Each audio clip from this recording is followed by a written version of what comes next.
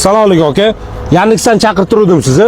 Aka, Xalq bankini oldiga shunday tashab qo'ying, 20 ming so'm bo'layotgan ekan. Odam kutib turibdi, ulgurmayapman, pulni berib yuboraman.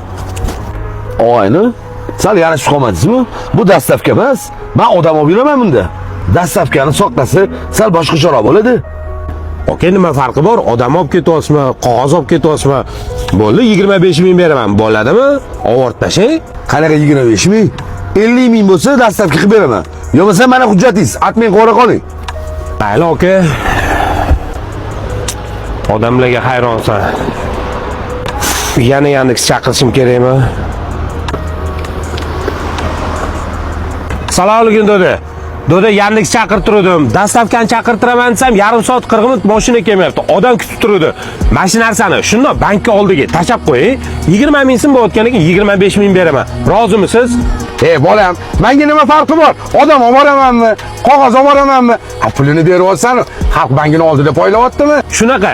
Rahmat do'da. Bunaqa holatlar ko'p bo'lib turibdi. Sizning fikringiz nima? Izohda qoldiring.